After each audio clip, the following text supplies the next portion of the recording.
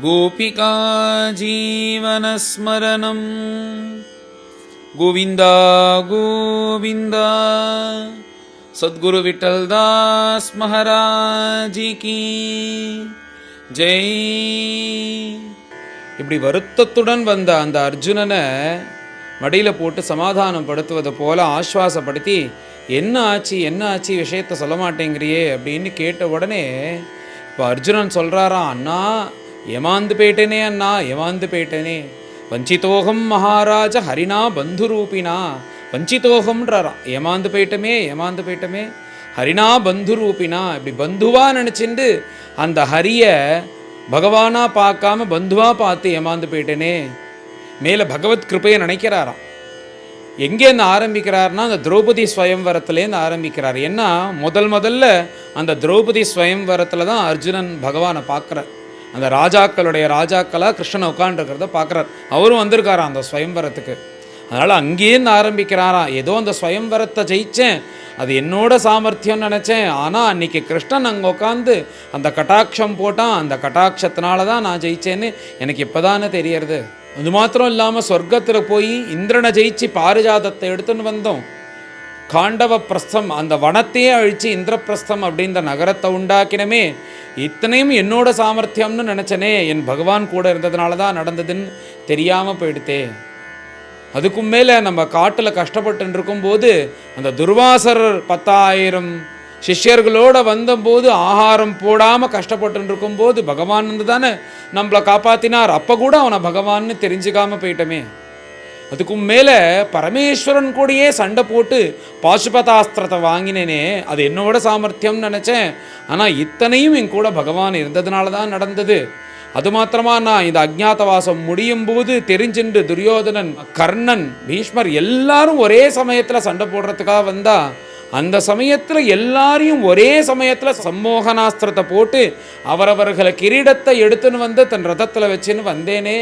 இது எல்லாம் என்னுடைய சாமர்த்தியம், நான் சவ்யசாச்சின்னு நினச்சிண்டு எல்லாத்தையும் பண்ணினேன்னு நினச்சேனே. ஆனால் இத்தனையும் என் பிரபு கூட இருந்ததுனால தான் இது நடந்தது அப்படின்னு அண்ணாவை கட்டி பிடிச்சின்னு அழறாராம். வஞ்சிதோகம். எல்லாத்துக்கும் மேலே இந்த மகாபாரத யுத்தம் அபாரமான யுத்தம். என்னுடைய குருநாதர் இங்கே சண்டை போடுறார், மகா தபஸ்வியான பீஷ்மர் சண்டை போடுறார், மகா தானம் பண்ணி தபஸை குமிச்சு வச்சிருக்கிற கர்ணன் சண்டை போடுறான். இத்தனை பேரும் ஏதோ என்னுடைய பராக்கிரமத்தினால ஜெயிச்சேன்னு நினைச்சேனே அண்ணா. ஆனால் இத்தனையும் என் பிரபு சாரதியாக இருந்து முன்னாடி நடத்தி வச்சதுனால தான் ஜெயிச்சேன்றது புரிஞ்சுக்காமல் போயிட்டேனே, பந்துவாக போயிட்டு வீணா போயிட்டேனே அப்படின்னு அண்ணாவை கட்டின்னு கதறார், பகவானை புரிஞ்சிக்கலையேன்னு. அதுக்கும் மேலே பகவானுக்கு அர்ஜுனன்ட்ட ரொம்ப பிரியமா.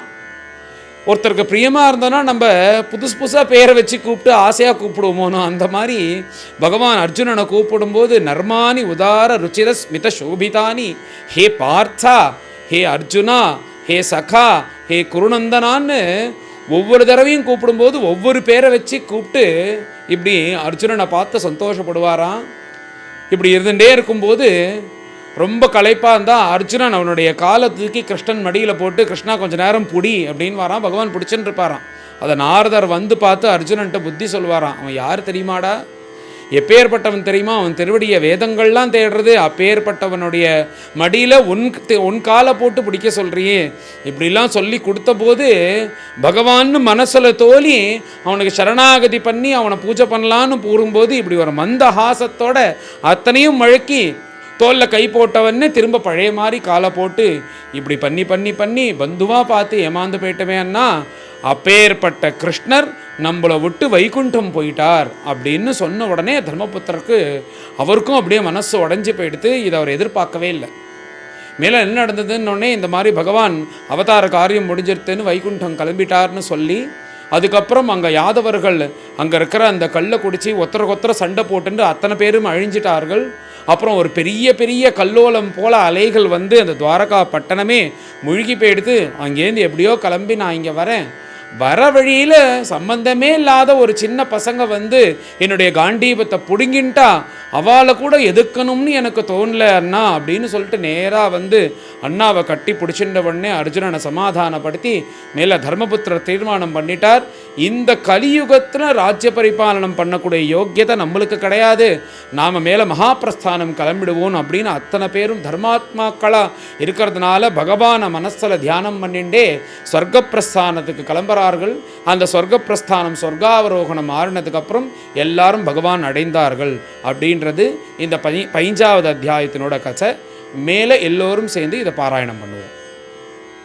அத பஞ்சதசோऽध्यायः சூதோவாச ஏவம் கிருஷ்ணசகः கிருஷ்ணः भ्रात्रा राज्ञा आविकल्पितः नानाशङ्कास्पदं रूपं कृष्णविश्लेषकर्षितः शोकेन शुष्यद्वदनः हृत्सरोजो हतप्रभः विभुं तमेवानुध्यायन् नाशक्नोत् प्रतिभाषितुं कृच्छ्रेण संस्तभ्य शुचः पाणिना आमृज्य नेत्रयोः परोक्षेण समुन्नद्ध प्रणयोत्कण्ठ्यकातरः सख्यं मैत्रीं सौहृदं च सारथ्यादिषु संस्मरन् नृपम् अग्रजमित्याह बाष्पगद्गदया गिरा अर्जुनोवाच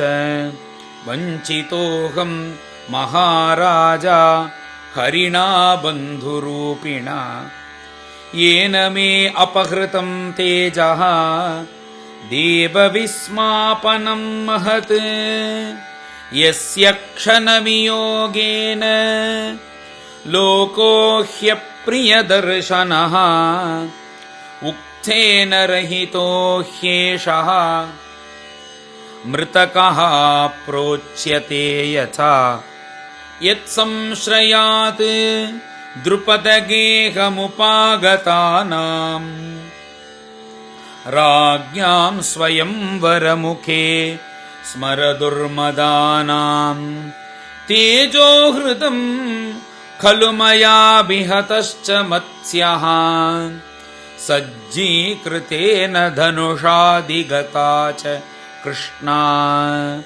यत्सन्निधावहमुखाण्डवमग्नयेदाम् इन्द्रं च सामरगणं सहसा विजित्य लब्धा सभा मयकृताद्भुतशिल्पमाया दिग्भ्यो अहरन् नृपतयो बलिमध्वरेते यत्तेजसा नृपशिरोऽङ्घ्रिमहन् मखार्थे आर्योऽनुजस्तव गजायुतसत्त्ववीर्यः तेनाहृताः प्रमतनाथ मखाय भूपाः यन्मोचितास्तदनयन् बलिमध्वरेते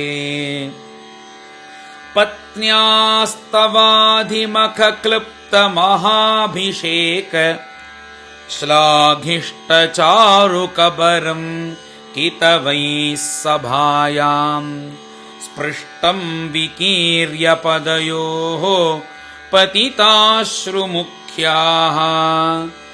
यस्तत्स्त्रियो अकृत हतेश विमुक्तकेशाः यो नो जुगोपवनमेत्य दुरन्तकृच्छ्रात् दुर्वाससो हरिरचितात् अयुताग्रभुग्यः शाकान्नशिष्टम् उपयुज्य यतस्त्रिलोकिं तृप्ताममंस्तसलिले विनिमग्नसङ्घः यत्तेजसाथ भगवान् युधिशूलपाणिः विस्मापितः स गिरिजो अस्त्रमदात् निजं मे अन्येऽपि चाहम् अमुनैव कळेवरेण प्राप्तो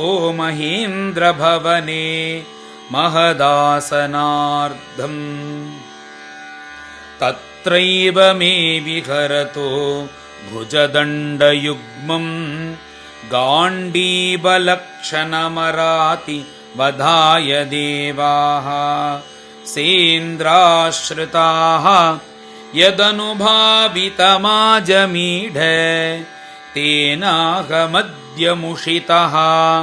पुरुषेण भूम्ना यद्बान्धवः कुरुबलाब्धिमनन्तपारम् एको रथेन ततरेहमतार्य सत्वम् प्रत्याहृतम् बहुधनं च मया परेषाम् तेजास्पदं मणिमयं च हृतं शिरोभ्यः यो भीष्मकर्णगुरुशल्य चमूष्वदभ्रराजन्यवर्य रथमण्डलमण्डितासु अग्रे चरो मम विभो रथयूथपानाम् आयुर्मनांसि च दृशा सहवोज आर्च्छते यद्दोषुमाप्रणिहितं गुरुभीष्मकर्ण नप्तृत्रिगर्तशलसैन्धववाल्हिकाद्यैः अस्त्राणि अमोघमहिमानि निरूपितानि नोपस्पृशुः नृहरिदासमिवासुराणि सौत्ये वृतः कुमतिना आत्मदयीश्वरो मे यत्पादपद्ममभवाय भजन्ति भव्याः मां श्रान्तवाहमरयो रथिनो भुविष्ठम् न प्राहरन् यदनुभावनिरस्तचित्ताः नर्माणि उदाररुचिरस्मितशोभितानि हे पार्थ हे अर्जुन सखे कुरु नन्दनायिति सञ्जल्पितानि नरदेव हृदि स्पृशानि स्मर्तुर्लुठन्ति हृदयं मम माधवस्य शय्यासनाटनविकच्छन भोजनादिषु ऐक्याद्वयस्य ऋतवानिति विप्रलब्धः सख्युः सखेव पितृवत् तनयस्य सर्वं सेहे महान्महितया कुमतेरगम्ये सोऽहं नृपेन्द्ररहितः पुरुषोत्तमेन सख्या प्रियेण सुहृदा हृदयेन शून्यः अध्वनि उरुक्रम परिग्रहमङ्गरक्षन् गोपैरसद्भिः अबलेव विनिर्जितोऽस्मि तद्वै धनुस्तैषवः सरथो हयास्ते सोऽहं रथी नृपतयो यत आनमन्ति सर्वं क्षणेन तदभूत् असदीशरिक्तम् भस्मन्हुतं कुहकराद्धमिवोक्तमूष्याम् राजंस्त्वयाभिपृष्टानां सुहृदां नः सुहृत्परे विप्रशापविमूढानां निघ्नतां मुष्टिभिर्मिथः वारुणीं मदिरां पीत्वा मदोन्मथितचेतसाम् अजानतामिवान्योन्यं चतुः पञ्चावशेषिताः प्रायेणैतत् भगवतः ईश्वरस्य विचेष्टितम् मिथो निघ्नन्ति भूतानि भावयन्ति च यन्मिथः जलोकसां जले यद्वत् महान्तो अदन्ति अणीयसः दुर्बलान् बलिनो राजन् महान्तो बलिनो मिथः एवं बलिष्ठैः यदुभिः महद्भिरितरान् विभुः यदून्यदुभिरन्योन्यम् भूभारान् सञ्जहारः देशकालार्थयुक्तानि हृत्तापोपशमानि च हरन्ति स्मरतश्चित्तम् गोविन्दाभिहितानि मे। सूत उवाच एवं चिन्तयतो जिष्णोः कृष्णपादसरोरुहम् सौहार्देनातिगाढेन शान्ता आसीत् विमलामतिः वासुदेवाङ्घ्रि अनुध्यान परिब्रह्मितरंहसा भक्त्या निर्मथिताशेष कषायधिषणोऽर्जुनः गीतं भगवता ज्ञानं यत्तत्सङ्ग्राममूर्धनि कालकर्मतमोरुद्धं पुनरध्यगमद्विभुः विशोको ब्रह्मसम्पत्त्या सञ्छिन्नद्वैतसंशयः लीनप्रकृतिनैर्गुण्यात् अलिङ्गत्वात् असम्भवः निशम्य भगवन्मार्गं संस्थां यदुकुलस्य च स्वः पथाय मतिं चक्रे निभृतात्मा युधिष्ठिरः पृथापि अनुश्रुत्य धनञ्जयोदितं नाशं यदूनां भगवद्गतिं च ताम् एकान्तभक्त्या भगवत्यधोक्षजे निवेशितात्मोपरराम संसृतेः ययाहरद्भुवो भारं तां तनुं विजहावजः कण्टकं कण्टकेनेव द्वयं चापीशितुः समम् यथा मत्स्यादिरूपाणि दत्ते जह्याद्यथा नटः भूभारः क्षपितो येन जहूतच्च कलेवरम् यदा मुकुन्दो भगवानिमां महीम् जहौस्वतन्वाश्रवणीय सत्कथः तदा हरेवाप्रतिबुद्धचेतसाम् अधर्महेतुः कलिरन्ववर्तत युधिष्ठिरस्तत्परिसर्पणं बुधः पुरे च राष्ट्रे च गृहे तथात्मनि विभाव्य लोभानृतजिह्महिंसनादि अधर्मचक्रं गमनाय पर्यधात् स्वराट्पौत्रं विनयिनम्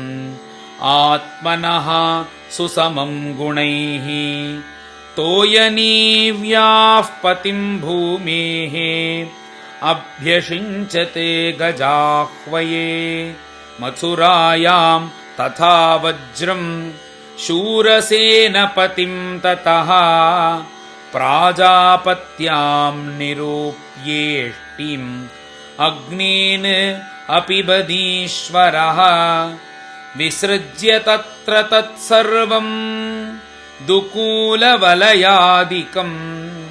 ನಿರ್ಮಮೋ ನಿರಹಂಕಾರಃ ಸಂಚಿನ್ನಾಶೇಷಬಂಧನಃ ವಾಚಂ ಜುಘಾವ ಮನಸಿ ತತ್ಪ್ರಾಣಯಿತರೀ ಚ ತಂ ಮೃತ್ಯಾವಪಾನಂ ಸೋತ್ಸರ್ಗಂ ತಂ ಪಂಚತ್ವೇ ಹ್ಯಜೋಹವೀತ್ ತ್ರಿತ್ವೇ ಹುತ್ವಾಥ ಪಂಚತ್ವಂ ತಚ್ಚೈಕತ್ವೇ ಅಜುಹೋನ್ಮುನಿಃ ಸರ್ವಮಾತ್ಮಾನ್ಯಜುಹವೀತ್ ಬ್ರಹ್ಮಣ್ಯಾತ್ಮಾನಮವ್ಯಯೇ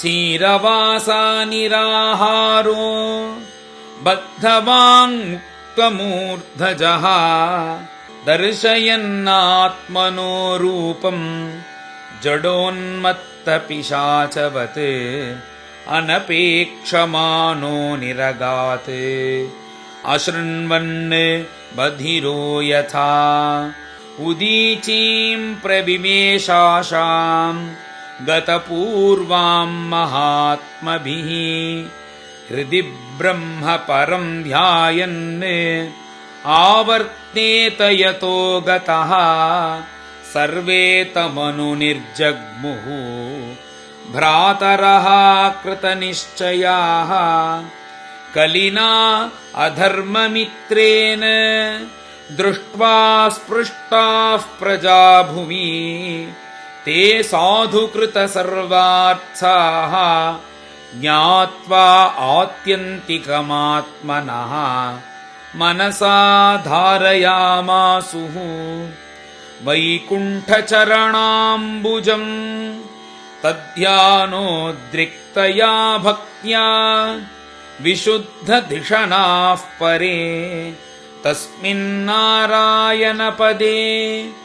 ಏಕಾಂತಮತಯೋ ಗತಿಂ ಅವಾಪುಃ ದುರವಾಪಾಂ ತೇ ಅಸದ್ಭಿಃ ವಿಷಯಾತ್ಮಭಿಃ ವಿಧೂತಕಲ್ಮಷಾಸ್ಥಾನೇ ವಿರಜೇನ ಆತ್ಮನೈವ ಹಿ ವಿದುರೋಪಿ ಪರಿತ್ಯಜ್ಯ ಪ್ರಭಾಸೆ ದೇಹಮಾತ್ಮವಾನ್ ಕೃಷ್ಣಾವೇಶೇನ ತಚ್ಚಿತ್ತಃ ಪಿತೃಭಿಃ ಸ್ವಕ್ಷಯಂ ಯಯೌ ದ್ರೌಪದಿ ಚ ತದಾಜ್ಞಾಯ ಪತೀನಾಮನಪೇಕ್ಷತಾಂ ವಾಸುದೇವೇ ಭಗವತಿ ಹ್ಯೇಕಾಂತಮತಿರಾಪತಂ ಯಶ್ರದ್ಧಯೈತತ್ ಭಗವತ್ಪ್ರಿಯಾಣಾಂ ಪಾಂಡೋಃ ಸುತಾನಾಮಿತಿ ಸಂಪ್ರಯಾಣಂ ಶೃಣೋತ್ಯಲಂ ಸ್ವಸ್ತ್ಯಯನಂ ಪವಿತ್ರಂ ಲಬ್ಧ್ವಾ ಹರೌ ಭಕ್ತಿಮುಪೈತಿ ಸಿದ್ಧಿಂ. ಶ್ರೀಹರಯೇ ನಮಃ. ಇತಿ ಶ್ರೀಮದ್ಭಾಗವತೆ ಮಹಾಪುರಾಣೇ ಪ್ರಥಮಸ್ಕಂದೇ ಪಾಂಡವಸ್ವರ್ಗಾರೋಹಣಂ ನಾಮ ಪಂಚದಶೋऽಧ್ಯಾಯಃ. ಗೋಪಿಕಾ ಜೀವನಸ್ಮರಣಂ. ಗೋವಿಂದ ಗೋವಿಂದ. ಸದ್ಗುರು ವಿಠಲದಾಸ್ ಮಹಾರಾಜ್ ಕಿ ಜೈ.